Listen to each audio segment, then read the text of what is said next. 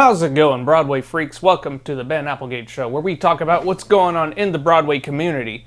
And because of that, you can probably guess why I haven't uploaded in a while. And that's because there's not really a lot going on Broadway right now. At first, because of COVID and Broadway getting shut down, I thought that was pretty much the end of my channel for now at least. I made a top 10 list of the most popular Broadway shows. I'll put it up there somewhere, maybe right above my head. But that didn't really work. I was kind of missing this old format, the format I started with when the channel was just starting out. And I also realized there actually were a lot of things happening in the Broadway community, even though the shows were not showing. So I thought, maybe I should at least try and keep doing what I do and show how coronavirus is affecting Broadway community. But I thought I could do what little part I can give and maybe try to provide some kind of distraction and some entertainment during this time when we can enjoy our favorite musicals. So if you do have a question for me about the show or about me in general, go ahead and leave that down below, and I might get to that in a future video where I do a Q&A. We'll see how it goes. And one last thing I just want to say is thank you for sticking around. I'm amazed to say that my subscriber number hasn't gone down one bit ever since I took a break, which is incredible. I'm amazed you guys didn't just say, okay, he's gone,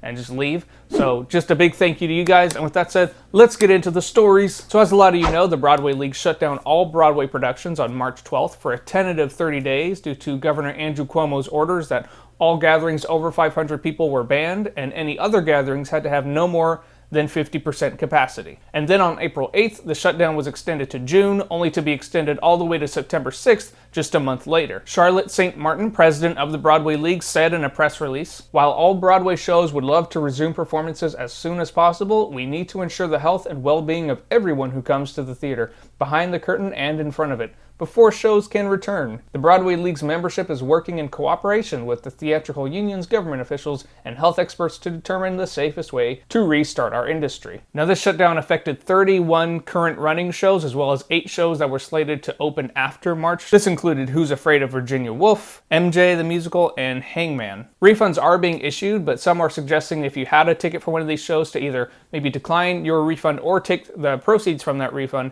and donate it to the Actors Fund, which is helping to give financial assistance to actors, crew members, producers, anyone affected negatively by the coronavirus. And I'll get more to that cause in a little bit. But for now, yeah, that's the big story. While many of us are waiting for our favorite Broadway productions to return to the stage, it's become evident that some productions may not make it to the tentative September reopening. Hangman was the first show to announce it would not be returning to the stage after shutdown, which it did on March 20th. Only a day later, Who's Afraid of Virginia Woolf announced it would also be ending its run mid-shutdown. And while condolences go to any show that hasn't been able to have a proper closing and all the actors and crew involved in that, probably the most notable production to have this happen to them is Disney's Frozen. According to Thomas Schumacher, president and producer of Disney Theatrical Productions, the pandemic made it that, quote, running 3 Disney shows on Broadway would become untenable. So with that statement that running 3 shows on Broadway became untenable, it became clear that it was a choice between Frozen, The Lion King, and Aladdin.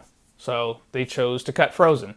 I'm curious what your guys' thoughts are. Do you think that was a correct production? I guess in my personal opinion, definitely not Lion King, but, I don't know. There's a case to be made that maybe Aladdin. It has been running longer than Frozen. Maybe you want to give that but I'm just talking out of my silly brain. They're talking out of crunching the numbers and seeing what was making more money and what they're projecting to make more money in the future. They're making a big business decision, and they probably decided Frozen wasn't going to make as much money as Aladdin was, so they cut Frozen. But anyway, I'm still curious to know what your guys' thoughts are. Which one would you have cut if you were in that kind of position and you had to pick your poison of one of those 3 Disney shows to cut? Would it have been Frozen? Let me know. And one more consequence of the shutdown is that the 74th annual Tonys has been postponed. Originally slated to be in June, they've decided to postpone it rather than have some kind of a virtual Zoom ceremony kind of thing. Part of the reasoning, according to a Variety article, was that the Tonys are not just a celebration of the shows that have been playing, but also an advertisement for shows running on Broadway. And that because all the Broadway shows are shut down right now, there wasn't really a purpose in putting all that money and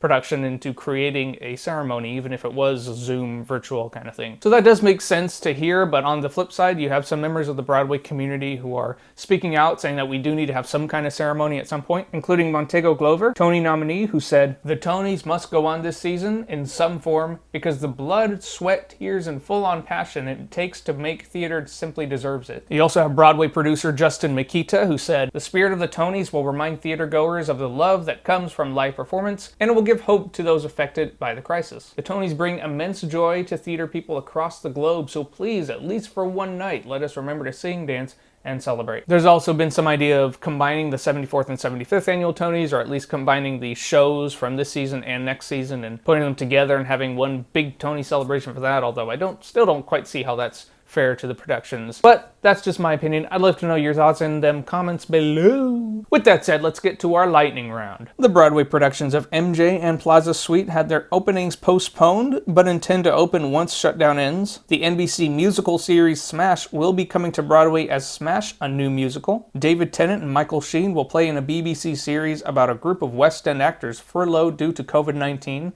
Nice little meta story there. The Hamilton movie will stream on Disney Plus in July. And finally, I want to bring your attention to the Actors Fund, which is a charitable cause giving financial assistance and counseling to actors, producers, crew, anyone in the industry who's been negatively affected by COVID-19. I'll leave the website in the description down below where you can both donate as well as actually apply for assistance if you're in that demographic. Link in description. And the last story is unfortunately a very tragic story about actor and Tony nominee Nick Cordero. Cordero was hospitalized due to complications with COVID-19, and he underwent many medical ordeals, including being on a ventilator, septic shock, many strokes, and ultimately what made massive news, having his leg amputated. And earlier in May, Cordero woke up from a medically induced coma, battling a lung infection. Cordero's wife, Amanda Klutz, gave an update yesterday that her husband had been put in what's called a proning position, which is where they lay you on your stomach to help your breathing. There is a GoFundMe to support Cordero and Klutz, which has already surpassed its goal, but if you still want to give them some support, which is completely understandable, I will also leave the link in the description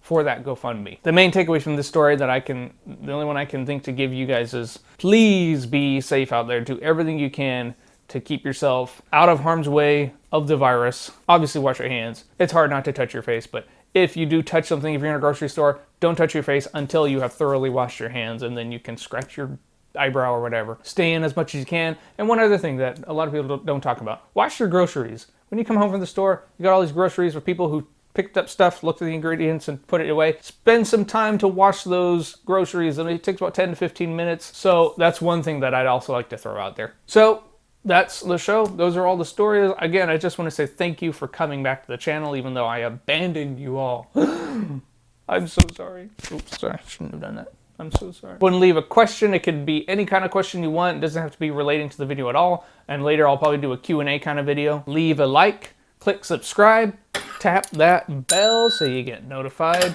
when I do upload. That's very helpful. Where all this dust come from? What the heck? Anyway, with that said, keep living Broadway. And I'll see you guys later.